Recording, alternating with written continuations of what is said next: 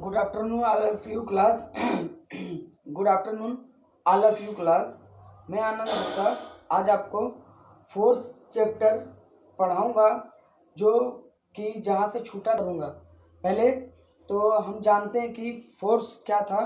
Force बराबर होता है द्रव्यमान गुणे त्वरण और इसका मात्रक किलोग्राम मीटर पर सेकंड स्क्वायर होता है। या तो साइंटिस्ट न्यूटन ने ढूंढा था तो न्यूटन के बारे में न्यूटन दे दिया जाता है इसका मात्रक। ये ऐसा ही मात्रक होता है।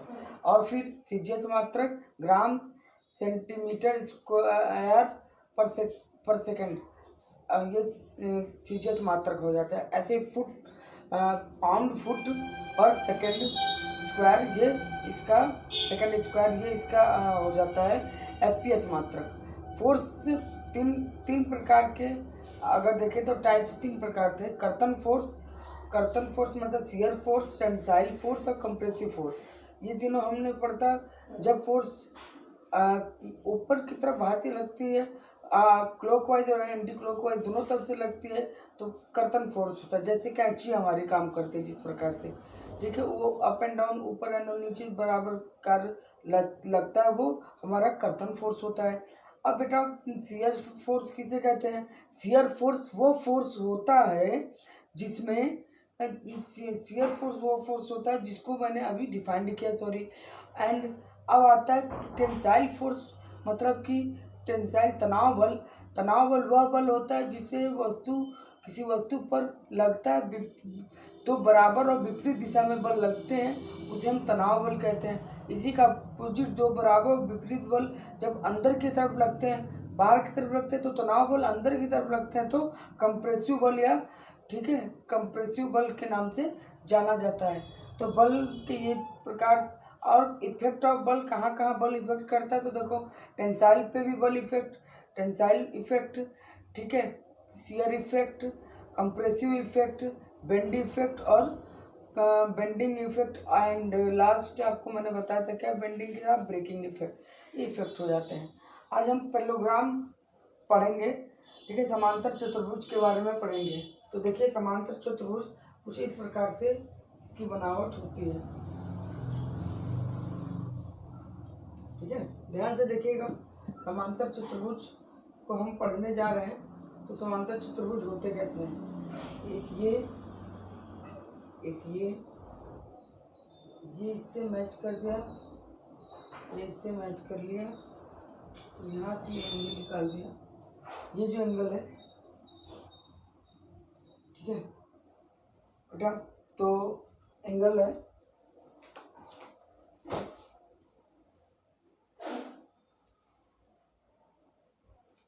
अल्फा होता है, ठीक है, ये रिजल्टेंट फोर्स होता है और ये क्यू फोर्स लग रहा है डायरेक्शन में, ठीक है, पी फोर्स लग रहा है पी क्यू, ये भी क्यू होगा और ये भी समांतर चतुर्भुज से ये भी जो है पी होगी।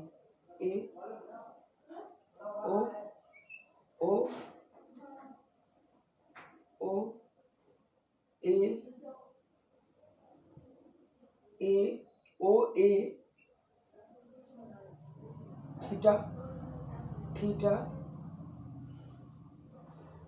Q cos theta Q cos theta और यहाँ पे क्यू साइन थीटा और यहाँ पे क्यू कॉस थीटा हो जाएगा। तो क्यू साइन थीटा और ये क्यू कॉस थीटा। अब इससे इसका डायरेक्टली एक फार्मूला निकलता है रिजल्टेंट का, आर बराबर, ये हमको याद रखना, ये हमारा काम होना है। आर बराबर याद करना इसको नहीं है, बस ये याद करना, क्योंकि पेपर में कभी ऑब्जेक्टिव पेपर आते हैं बेटा, ऑब्जेक्टिव पेपर में आपका फार्मूला याद होना चाहिए, इससे सवाल लगता है। आर बराबर होता है P square plus Q square, P square plus Q square plus 2pq cos theta 2pq cos theta. तो r बराबर under root P square plus Q square plus 2pq cos theta, ये हमें r बराबर मिला। तो रिजल्टेंट निकल गया। अब हमको यहाँ पर दिशा निकालनी है, तो दिशा निकालने के लिए फार्मूला होता है टेन अल्फा। दिशा निकालने के लिए, डायरेक्शन निकालने के लिए फार्मूला होता है टेन अल्फा बराबर Q sine theta, Q sine theta और अपॉन में P plus Q cos theta, P plus Q cos theta. तो देखिए रिजल्टेंट इक्वल टू, यहाँ से ही टॉपिक आपका चालू हुआ नया, ठीक है। यहाँ से ही टॉपिक आपको न्यू में पढ़ा रहा हूँ कंटिन्यू। आर बराबर रिजल्टेंट बराबर R equal to under root of P square plus Q square plus 2p Q cos alpha. R बराबर P square plus Q square plus 2p Q cos alpha. ये हमारा हो गया इसका रिजल्टेंट का formula. Direction निकालेंगे tan alpha बराबर Q sine alpha plus P Q cos theta plus P Q plus cos theta, P sine theta upon P plus Q cos theta. एक बार और देख लीजिए बेटा, डायरेक्शन टेन अल्फा बराबर Q cos theta upon Q cos theta, tan alpha बराबर Q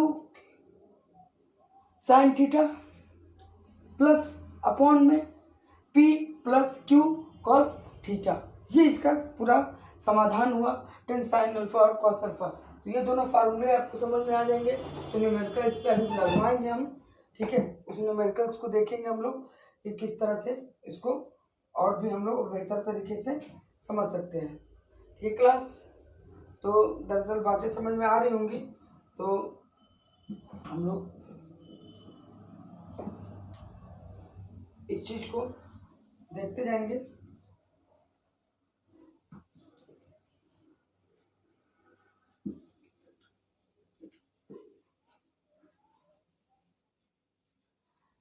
अब देखिए बेटा, अब हम आपको बता देते हैं राशियां। देखिए क्वांटिटीज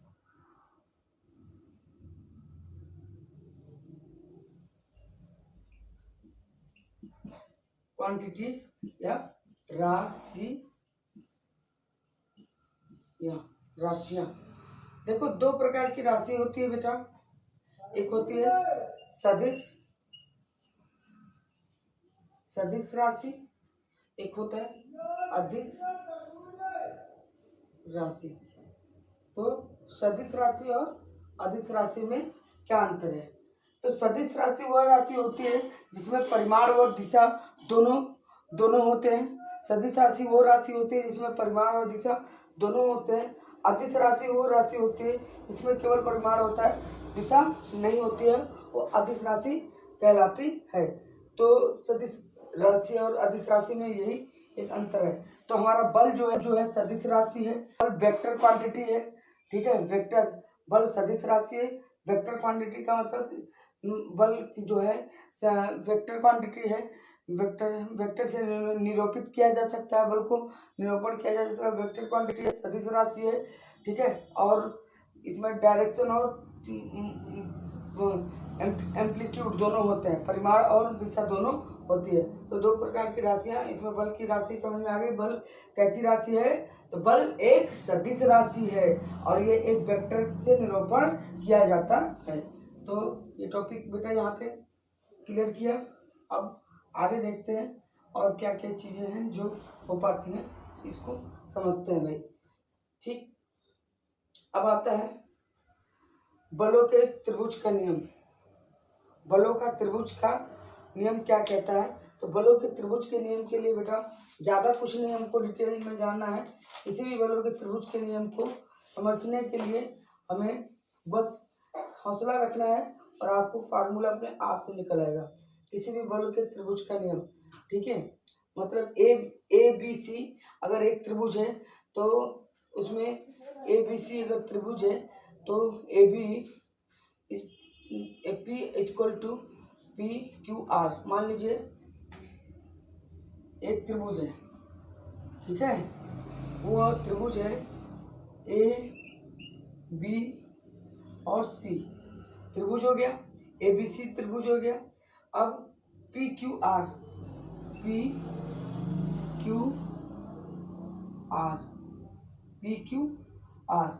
ABC PQR, तो ABC त्रिभुज है और त्रिभुज में PQR जो है त्रिभुज के लिए ABC एक त्रिभुज है जिसमें PQR हमें दे रखे हैं। PQR हमें वैल्यू दे रखे हैं।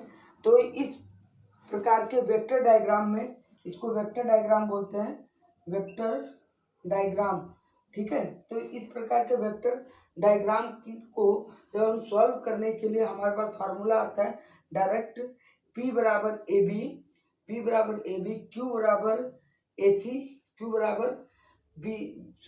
Equal to B into C, QBC और RAC। तो मतलब A upon AB, BQ equal to, देखिए बड़े में लिख देते हैं, बड़े में समझ में आएगा, ठीक है। देखिए क्या है, A पहले P बराबर AB, P जो है AB के बराबर है, इक्वल टू Q जो है Q equal to AC, Q equal to AC और R इक्वल टू AB। ये जो है बलों के त्रिभुजों का नियम, बलों के त्रिभुजों का नियम ये निकल के आता है, ठीक है।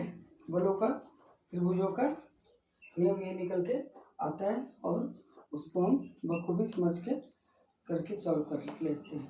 बलों के त्रिभुजों का नियम, तो ये हो गया PQR, इसमें PQ और R से ये हमारा क्लियर हुआ, ताकि भाई बलों का त्रिभुजों का नियम। अब लामी प्रमेय क्या होता है, तो देखिए लामी थ्योरम किसे कहते हैं, कहते हैं कि जब एक ही बिंदु पर तीन बल कार्यरत होते हैं तो आपस में संतुलन में होने के लिए प्रत्येक बल दो बलों के मध्य के कोण के साइन के अनुपात के बराबर होते हैं, इसे लामी का प्रमेय कहते हैं।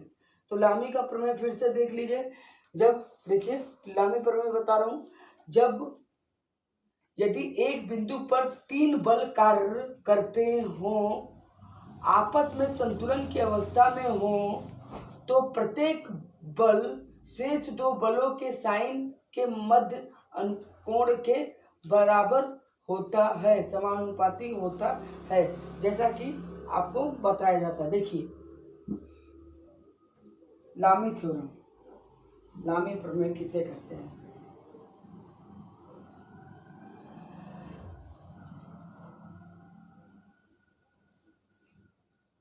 लामी प्रमेय बेटा बहुत ही आसान है, बीटेक में ये सब पढ़ाया जाता है। अगर आप बीटेक करेंगे तो उसमें आपको बिल्कुल मिलेगा लामी और ये सब रिजल्टेंट के क्वेश्चन सब मिलेगा। मैकेनिक्स एक चैप्टर होता है मैकेनिक्स, उसमें ये सब पढ़ाया जाता है। Because I am also an engineer, so I can also go to the deep point also in a chapter, ठीक है। तो हमें देखते हैं आगे लामी प्रमेय,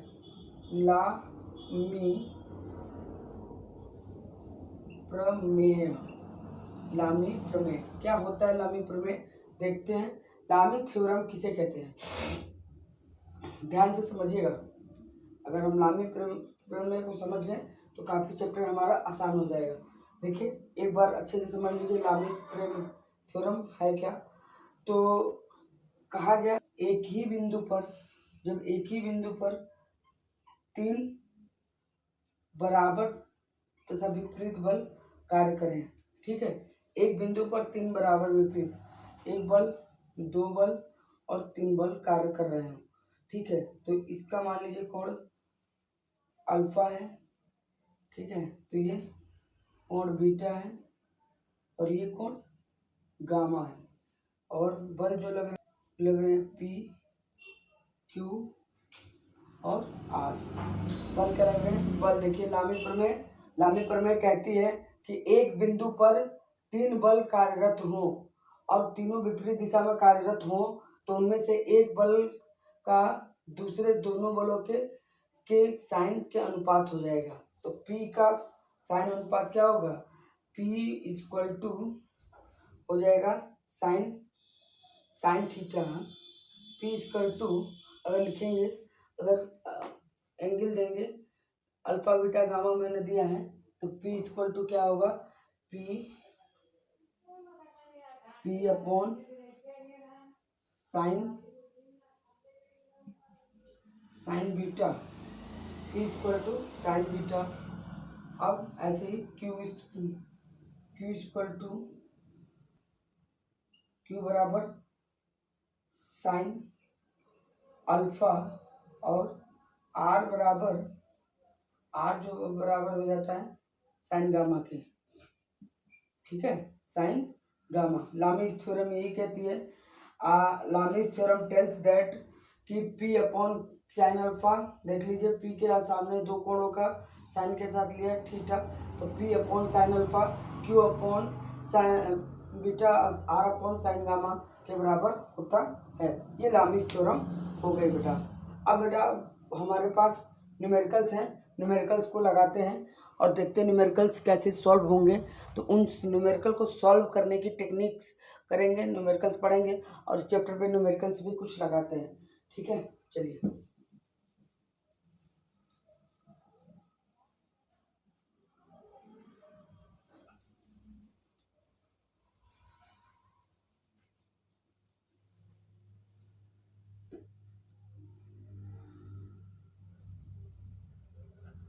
लिखिए, पहला क्वेश्चन देखिएगा बेटा, दे रखा है यदि तीन बल 15 किलोग्राम, 35 किलोग्राम और 50 किलोग्राम एक ही दिशा में सरल रेखा पर हो, तो एक ही दिशा में कार्य कर रहे हैं, तो परिणामी बल क्या होगा। जब एक ही दिशा में कार्य कर रहे होंगे बेटा, तो देखो बल तीनों एक ही दिशा में कार्य कर रहे हैं। बल जब एक दिशा में कार्य करेगा तो क्या होगा,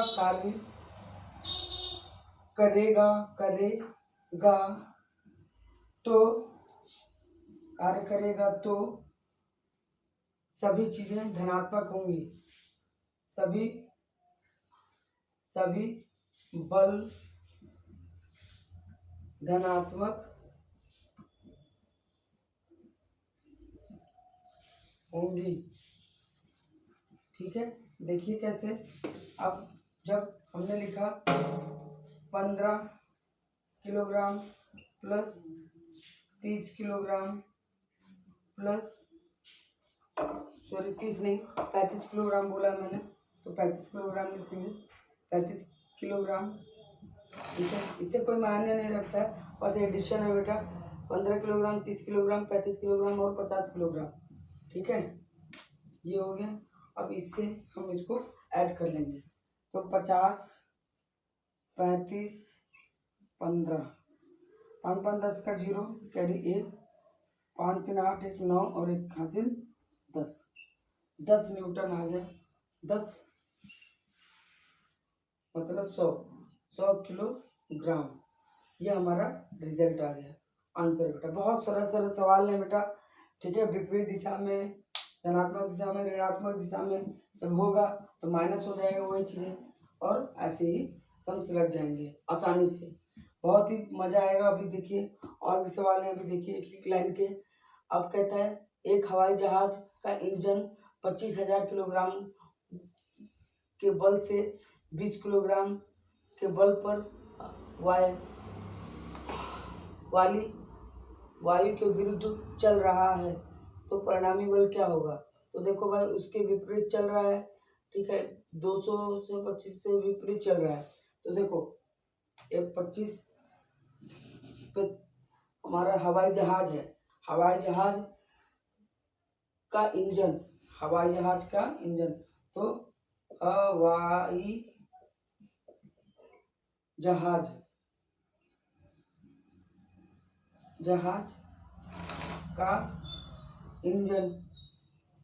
तो इंजन जो है, जब हवाई जहाज का इंजन, अब वो इंजन जो है हमारा हवाई जहाज का, वो 25, ठीक है। वो हमारा जो हवाई जहाज का इंजन है वो जो है 25,000 किलोग्राम, कितने 25,000, ठीक है। एक और जीरो बढ़ा दीजिए, 1000 होगा तो ये हो गया, इकाई दाई सैकड़ा हजार, ठीक है, किलोग्राम। तथा वायु अगर उसको विस्थापित करती है, हटाती है, तो वो कितने को हो जाएगा। वायु अगर हमें मदद दे रही है, दे रखा है 200 किलोग्राम, तो परिणामी बल ये विपरीत दिशा से आ रहे हैं, विपरीत अवस्था में लिख दीजिएगा, विपरीत अवस्था, ठीक है। तो विपरीत अवस्था के लिए क्या करेंगे, ज़्यादा कुछ नहीं करना है। विपरीत अवस्था लाने के लिए टाइम क्या किया जाएगा, रिजल्टेंट R बराबर, इसको मान लो P माइनस Q कर दो, ठीक है। 2500 माइनस 200 आ जाएगा 2300 रुपये, 0 0 कैंसिल, 0 0 कैंसिल, और आ गया 2300 रुपये। R की वैल्यू किलोग्राम में,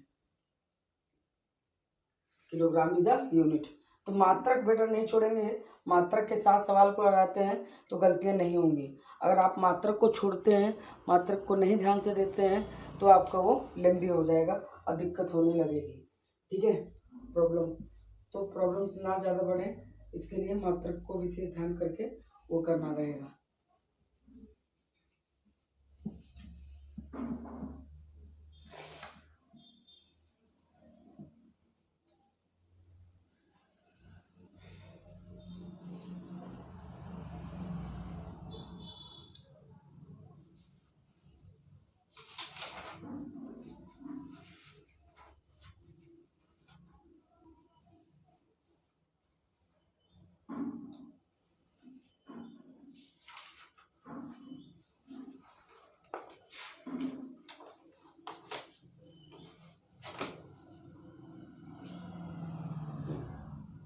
एक क्वेश्चन है बेटा, 30 किलोग्राम तथा 50 किलोग्राम के दो बल एक दूसरे से 60 डिग्री के कोण पर बनते हैं, तो किए गए कार्य कर रहे हैं, तो उनका परिणामी बल क्या होगा, बल की दिशा ज्ञात कीजिए।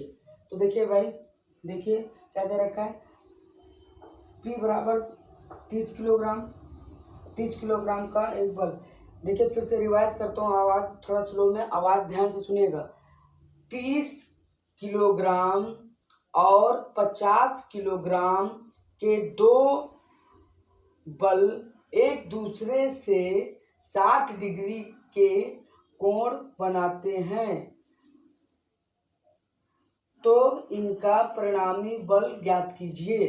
तो भैया P बराबर 30 kilogram, P equal to 30 kilogram, और Q इक्वल टू Q बराबर 50 किलोग्राम, ठीक है। तो PQ आ गया 50 किलोग्राम, और एक दूसरे से कितने एंगल पर हैं, तो थीटा बराबर एंगल है 60 डिग्री, ठीक है। तो हमें निकालना है रिजल्टेंट। तो आसान है कि नहीं, इसका फार्मूला आपको अभी याद करवाया था, R बराबर under root of P square plus Q square plus 2PQ 2PQ cos theta, cos theta. अच्छा भाई, यहाँ तक तो हो गया। 2PQ cos थीटा, धनाधन वैल्यू रखना चालू कर दो। 3 त्रिके 9, 900, 50 25, 2500, फिर ऐसे वैल्यू हो जाएगा। तो देखिए वैल्यू रखेंगे, 30 का स्क्वायर 3 त्रिके 9 और 900 डबल जीरो, तो 900 हो गए।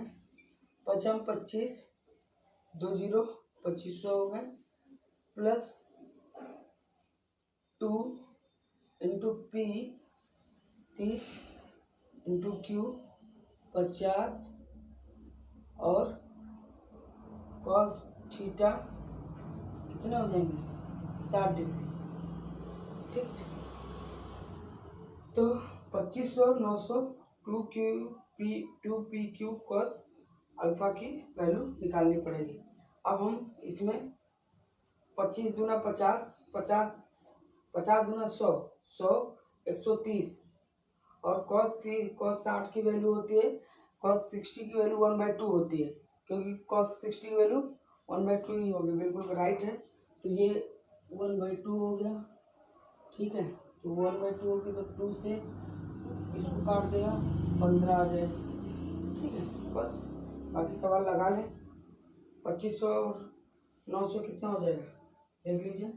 2500 और 900 0 0 9 5 14 के 4 9 5 14 का 4 कैरी 1 1 तो 2 1 यहाँ लगा दिया, 2 ये 1 3 3400। तो 3400 2500 प्लस 900 3400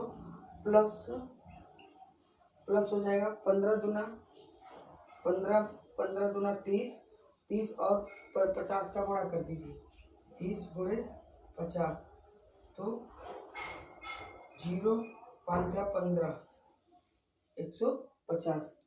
ठीक है, अभी आ गया 150।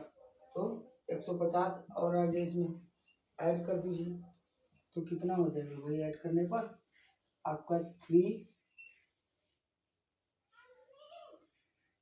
4 5 फिर 5 0 3 5 5 0।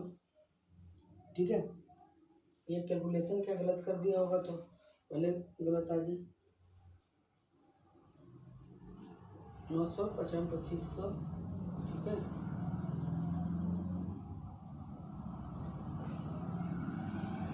बस यहाँ पे बचेगा 1500। ठीक है बेटा, 1500 बचेगा और 900 2500 1500 ये हो जाएंगे टोटल 900 2500 1500। ये कैलकुलेशन आएगा बेटा, आप सॉल्व करिएगा, ये 4900 आएगा। ये कैलकुलेशन बेटा 4900 आएगा पूरा। 900 1500 2500 ये पूरा कैलकुलेशन कितने के बराबर आएगा? 4900 के बराबर आएगा, 4900। और आप सॉरी आप जानते हैं कि 4900 का अगर हम निकाले वर्गमूल तो 4900 का 7 हो जाएगा और 2 जीरो का 100 हो जाएगा, 70 हो जाएगा।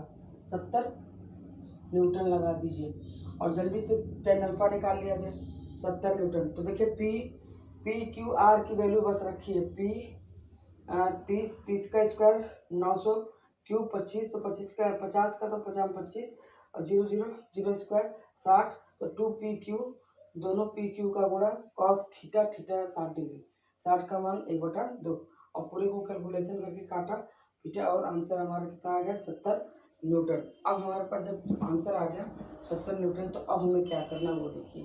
अब हमें विशेष ध्यान देना है इधर कि हमारा एक काम हो गया, अब डायरेक्शन निकालना है। डायरेक्शन कैसे निकलेगा फोर्स में भाई? फोर्स का डायरेक्शन अगर निकालने चले तो डायरेक्शन के लिए क्यू चाहिए, क्यू बराबर डायरेक्शन के लिए 10 और 10 अल्फा रहता है और Q sine theta upon P plus Q cos theta. अब इसको आगे क्यू की value Q sine theta upon P plus Q cos theta की वैल्यू तो 50 बेटा 50 sine 60 degree upon 30 plus 50 cos 60 degree. ठीक है, तो 50 plus sine 60 degree upon 30 plus cos 30 plus 50 cos 60 degree. ये वैल्यू आ गई बेटा। ये वैल्यू जो है इवेल्युएट कर सकते हैं हम लोग, इसकी वैल्यू को इवेल्युएट करते हैं, डायरेक्शन देखते हैं कितना आता है। ठीक है, तो वैल्यू को इवेल्युएट करने के लिए साइन 30 की वैल्यू और ये पूरा वैल्यू सॉल्व कर लीजिए। 50 इंटू √3/2 साइन की वैल्यू। अच्छा नीचे आ जाए, ठीक है, 30 + 50 इंटू 1/2, 1/2 तीन कैंसिल हो जाएगा तो ये आ जाएगा 25, ठीक है। तो अब आ गया 5√3 अपॉन में, अब ये हमारा 25 हुआ, 25 कटा हुआ 25 और ये 30 और 25, 30 + 25 हो जाएगा 50 और 55 हो जाएंगे, ठीक है। और 55 को 5 से काट दें, 5 एकम 5, 5 एकम 5, 11 हो गया। 11 आया √3 अपॉन 11 इज आंसर। डायरेक्शन की यूनिट नहीं होती है, आंसर ले लेंगे इज आंसर। बता बहुत स्लो बोला है मैंने, तेज से बता देता हूँ आपको। tan अल्फा बराबर q sin theta upon p + q cos theta. ना दिख रहा हो तो sin थीटा की वैल्यू पहले सवाल में तेज से बोल रहा हूँ 50 थी, q की वैल्यू 50 थी, p की वैल्यू 30 थी, sin थीटा की वैल्यू 60 थी, एंगल 60 था, 50 p की वैल्यू 50 हो गई, q की वैल्यू 50 हो गई और cos 60 डिग्री की हो गई। और यहाँ तक हमें ये हमारा जर्नी समझिए, हमारा ये क्वेश्चन लग गया जिसपे हमें पढ़ना था। तो अब हमने ये क्वेश्चन भी लगा लिया बेटा। अब एक क्वेश्चन और लगाने का प्रयत्न करेंगे जो कि लामिस थ्योरम पे बेस है, ठीक है। तो लामिस थ्योरम पे अब ये क्वेश्चन करा देते हैं, आप लोग उसको प्रैक्टिस करिएगा। तो क्वेश्चन है इस तरह से, सुनिएगा। दो रस्सी क्षैतिज से 45 डिग्री तथा 30 डिग्री का कोण बना रही है तथा उनके साथ 50 किलोग्राम का भार लटक रहा है। प्रत्येक रस्सी में तनाव ज्ञात कीजिए। तो दो रस्सी है, तो बल है 50 किलोग्राम का, तो P = रस्सी में तनाव बल निकालना है, तो P upon sine alpha, Q upon sine beta, R upon sine gamma. तो P साइन 90 + 60 हो जाएगा 150, cos 90 + 60 हो जाएगा 135, और 360 में से 90 + 60 घटा देंगे तो आ जाएगा। तो देखिए लामिस थ्योरम, ठीक है, फिर से देखिए। दो रस्सी क्षैतिज से 50 डिग्री का कोण बना रही हैं, क्षैतिज से 45 और 60 डिग्री का कोण बना रही है तथा उनके साथ 50 किलोग्राम का भार लटक रहा है, 50 किलोग्राम का भार लटक रहा है। प्रत्येक रस्सी पर तनाव ज्ञात कीजिए। दो रस्सियां क्षैतिज से 45 डिग्री तथा 60 डिग्री का कोण बना रही हैं तथा उनके साथ एक 50 किलोग्राम का भार लटक रहा है। प्रत्येक रस्सी में तनाव बल ज्ञात कीजिए। तो देखिए बेटा, तनाव बल ज्ञात करना है तो मान लेते हैं R = दे रखा है, R बराबर 50 किलोग्राम, R बराबर 50 किलोग्राम। अब हमको फार्मूला आता है, लेकिन हमें अल्फा बीटा गामा निकाल लिया जाए। अल्फा = क्या हो जाएगा 90 + 60, बीटा = 90 + 45 और गामा = 90 360 -150 +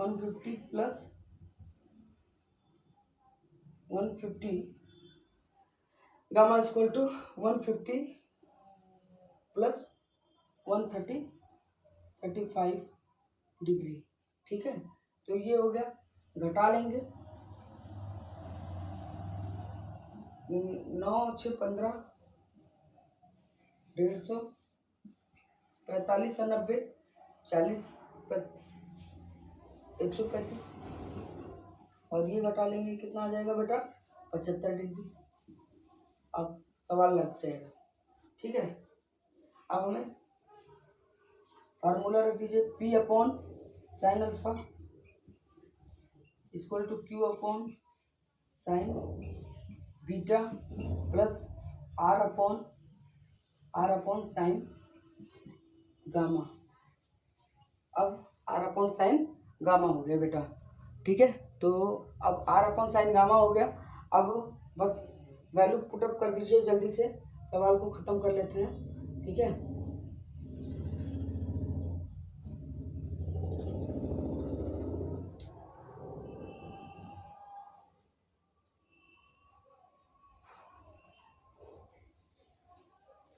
पी अपॉन